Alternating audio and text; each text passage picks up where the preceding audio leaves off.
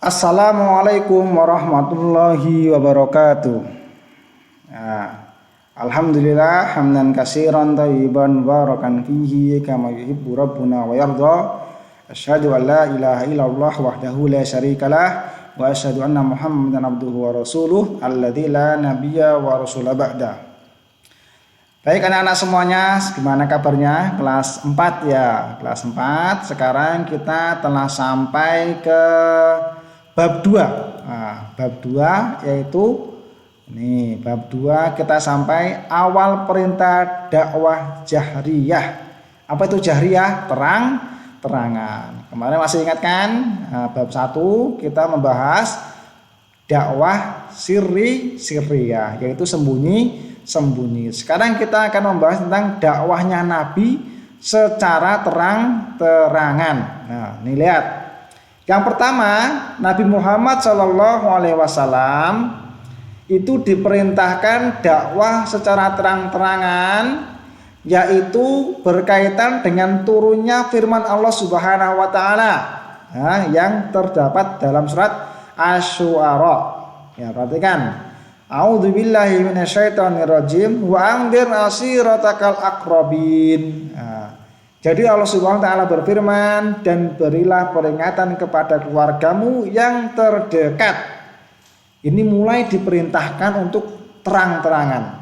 Ayo mengajak kepada tauhid, mengajak mendengar kalimat Allah taala kepada kerabatnya yang dekat. Baik pamannya seperti Abu Lahab, kemudian Abdul Muthalib, Abbas, Hamzah, kemudian kepada saudara-saudara yang lainnya, itu tidak didakwai. Ya, kemudian Allah Ta'ala merintahkan Nabi Muhammad SAW untuk berdakwah kepada karib kerabat dan orang-orang dekat beliau. Ya, kita baca sebentar. Lalu Nabi mengumpulkan kerabat-kerabatnya dari Bani Hashim. Hadir juga dalam pertemuan itu beberapa orang Bani Abdul Muthalib. Bani Muthalib bin Abdul Manaf. Jadi keturunannya Abdul Muthalib.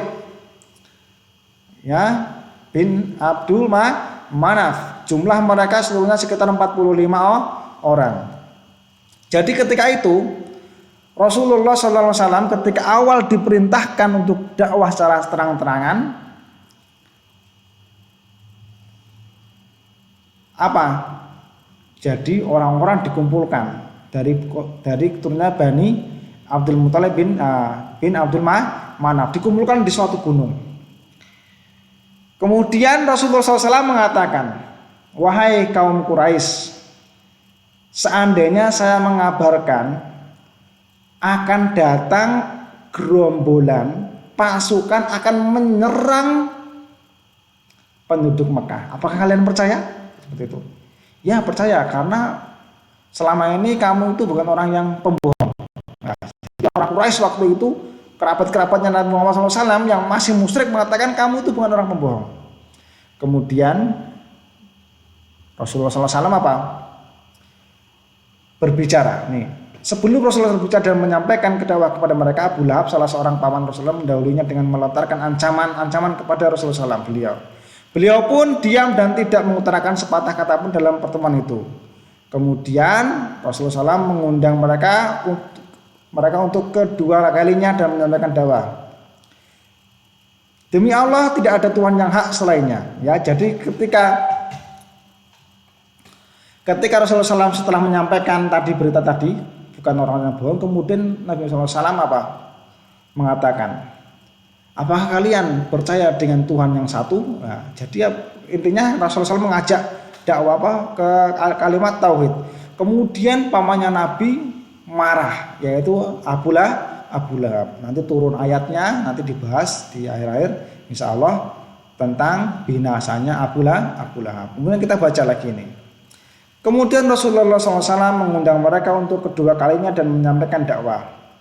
Demi Allah yang tidak ada Tuhan yang hak selainnya, sesungguhnya aku adalah utusan Allah yang diutus kepada kalian secara khusus dan kepada manusia secara umum. Nah, ini menunjukkan Nabi Muhammad SAW itu diutus untuk keluarganya, karib kerabatnya, dan kepada manusia seluruhnya. bahkan bukan manusia, juga kepada jin. Nah, ini karena Nabi Muhammad SAW adalah Nabi akhir zaman, Nabi rahmatan lil alamin untuk semua. Nah, kemudian kita lanjut bacanya. Setelah mendengar perkataan Rasulullah SAW, paman beliau Abu Thalib berjanji untuk menjaga, melindungi dan membela Rasulullah SAW meskipun dia sendiri belum beriman dan meninggalkan agama bapaknya Abdul Muthalib. Ya, sikapnya yang membela Nabi berbeda sekali dengan sikap paman beliau yang lainnya, yaitu Abu Lahab yang senantiasa menentang dan memusuhi Rasulullah SAW. Jadi paman Nabi ini, dua ini itu mati dalam keadaan musyrik, baik itu Abu Thalib maupun Abu Lahab. Hanya saja perbedaannya, meskipun Abu Thalib itu tidak masuk Islam, tapi tidak menentang dakwahnya Nabi. Ya, jadi dakwahnya Nabi tidak ditentang oleh Abu Thalib, malah dibela, dilindungi. Kalau ada yang menyakiti Nabi, dilawan sama Abu Thalib. Tapi qadarullah wa syaa, ketika Abu Thalib meninggal, Abu Thalib dalam keadaanmu musyrik. Tentu ini membuat sedih Rasulullah SAW.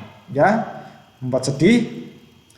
Kemudian Allah Ta'ala berfirman, innaka la tahdi man ahbabta walakinnallaha yahdi man yasha. Wahai Muhammad, sesungguhnya engkau tidak mampu memberikan hidayah, tetapi Allah lah yang memberikan hidayah kepada yang dikehendaki. Jadi ada ibrahnya, ada hikmahnya.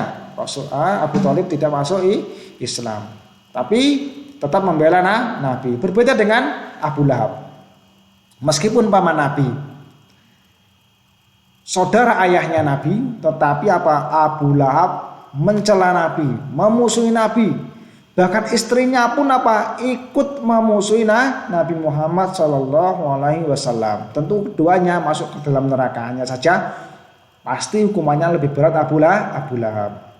Kemudian kita lanjut ke puncak dakwah jahriyah. Ya, jadi awal dakwah jahriyah itu diawali dengan surat Asy-Syu'ara tadi.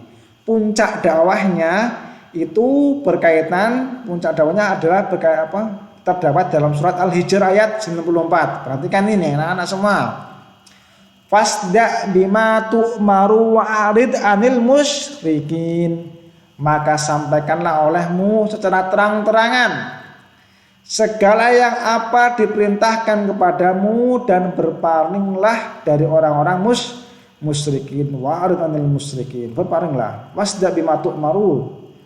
Sampaikan semua, apa yang ada sampaikan semua. Ya, ayat ini merupakan puncak perintah dakwah jahriyah. Dakwah jahriyah terang-terangan kepada halayak ramai dan tidak sembunyi maupun perorangan. Ya, jadi semua dakwahnya Nabi Muhammad SAW disampaikan secara terang-terangan. Nah, mulai saat itulah penindasan kaum Quraisy terhadap kaum mukminin semakin menjadi. Nanti sampai ada yang sampai hijrah ke Ethiopia, ada yang sampai hijrah kemana? Ke Madinah dan seterusnya. Nanti insya Allah tentang hijrah akan kita bahas di kelas-kelas atas. Ya, untuk dakwah jahriyah, yaitu puncaknya perintah Allah Subhanahu Wa Taala adalah dalam surat Al-Hijr, yaitu untuk mendakwakan secara terang-terangan semua. Jadi semua orang Mekah udah tahu dengan dakwahnya Nabi. Yang benci semakin benci, yang sudah beriman semakin kuat, meskipun mereka disiksa oleh kaum Quraisy, terutama mereka yang lemah dalam fisik maupun lemah dalam harta. Ya, karena kebanyakan sekali kaum muslimin waktu itu awal-awal masuk Islam itu dari golongan-golongan orang-orang yang miskin. Ya, demikian anak-anak semua, pertemuan kali ini mudah-mudahan yang sedikit ini kita bisa memahaminya, kemudian nanti anak-anak bisa menghafalkan surat Al-Hijr dan surat Asy-Syu'ara tadi. Cukup sekian. Wassalamualaikum warahmatullahi wabarakatuh.